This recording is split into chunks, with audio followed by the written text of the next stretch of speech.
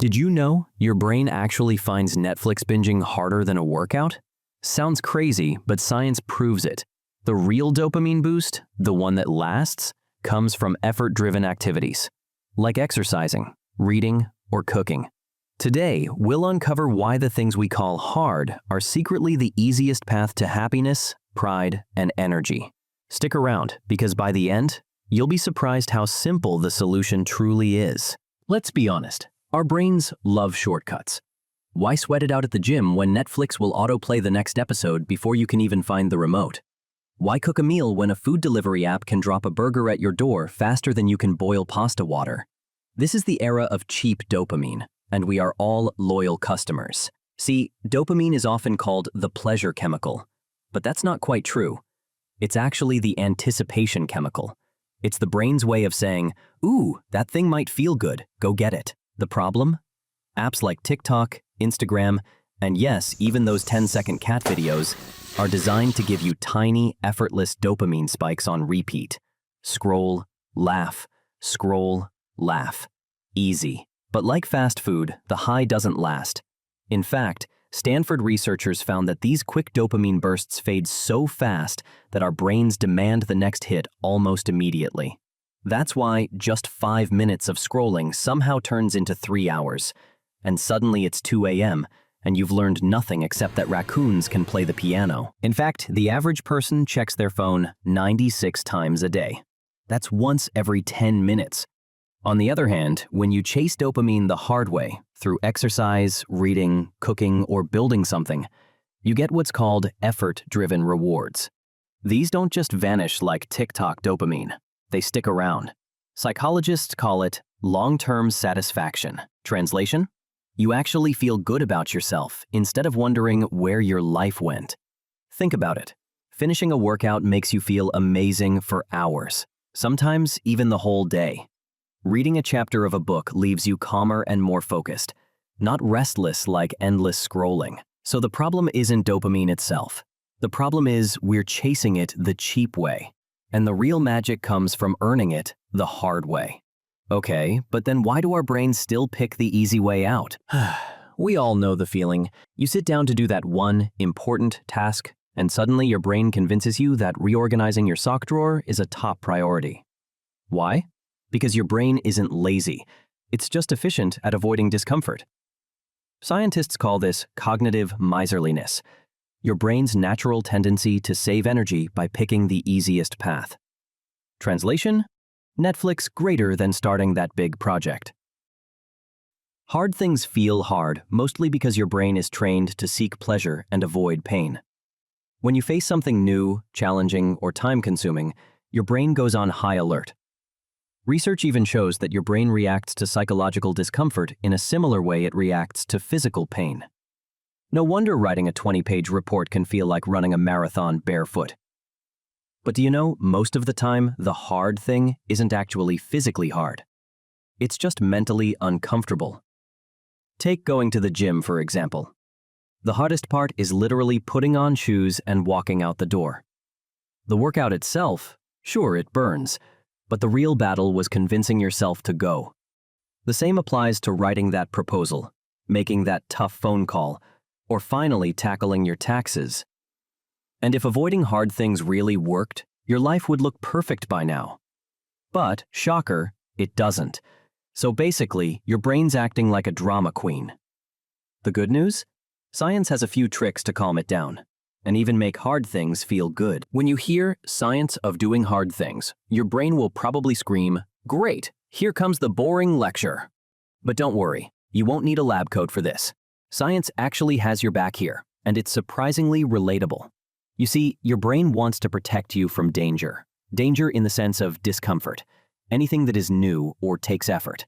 That's why the second you even think about going for a run, your mind whispers, "Or we could binge another Netflix episode." Blame your amygdala. It's the part of the brain that treats discomfort like danger.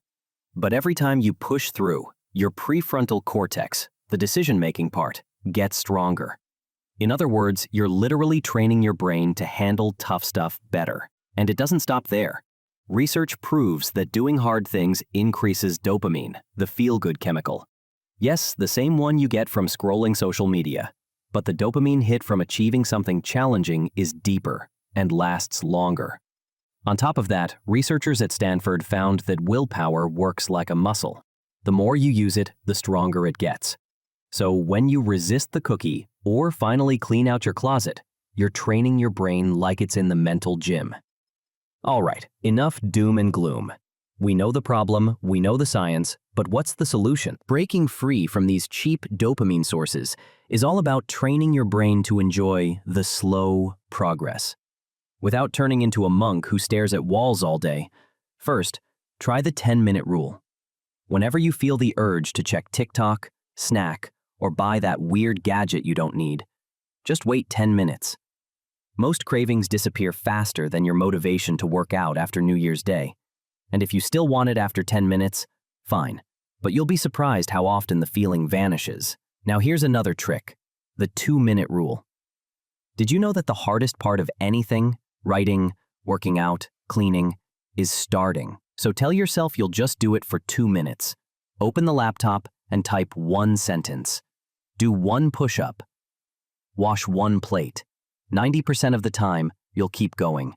Small wins build momentum. Second, swap, don't erase. If you try to just stop bad habits, you'll fail. Your brain hates space. Instead, swap them out. Instead of scrolling endlessly, call a friend. Instead of smoking during stress, try a quick walk or even deep breathing. Your brain still gets a hit of dopamine. It just comes from a healthier source. Third, set up friction. If you want to stop binge-watching shows, then log out of Netflix. So you have to remember your password. Good luck with that. If you want to eat less junk food, then don't keep it in your house. If chips aren't within arm's reach, you'll probably end up eating an apple instead. Fourth, make long-term goals visible. We humans are visual creatures. That's why vision boards, progress trackers, or even a sticky note on your fridge can work wonders. When our brain can see the bigger prize, it stops obsessing over the little ones. Fifth, celebrate boredom. Seriously, when was the last time you were bored without grabbing your phone? Boredom is like compost. It feels like nothing, but it's that ground where creativity grows. Next time you're stuck in line, let your mind wander instead of doom scrolling. Yeah, I know. It sounds like motivational poster nonsense. But think about it. Avoiding the hard thing usually makes life harder. For example, skipping the gym feels easy in the moment, but then climbing one flight of stairs has you gasping like you just ran a marathon. Not so easy anymore, right? Psychologists call it the avoidance paradox. The more you dodge discomfort, the bigger and scarier it becomes. On the flip side, when you actually tackle the tough stuff, your brain gives you dopamine and confidence. It's like leveling up in a video game, except the boss fight was just you replying to emails on time. Here's another funny thing. Hard things usually come with built-in momentum. The first 5 minutes of writing, running, or studying might feel like pulling teeth, but once you start, your brain goes, "Oh, hey, this isn't that bad." Suddenly, what felt impossible turns into flow. Meanwhile, easy things, like scrolling, gaming, or eating that extra slice of cake, tend to leave you feeling drained and guilty afterward. And how can we ignore the long-term math? Hard things compound like interest. Learning a new skill, saving money, exercising. These little, tough choices stack up into massive results. Easy things? They also compound, just in the wrong direction. Netflix binges, online shopping, junk food, all fun today, but tomorrow's version of you is stuck cleaning up the mess. So the real question isn't, why is this so hard? It's, why have I been tricked into thinking easy is actually easier? Once you flip that mindset, the so-called hard path becomes the path of least resistance. Because at the end of the day, hard things give you energy, pride, and progress. Easy things? They just give you crumbs and regret. And when you finally get that, life stops feeling like a struggle and starts feeling like you're actually in control. So, what's one hard thing you can start today?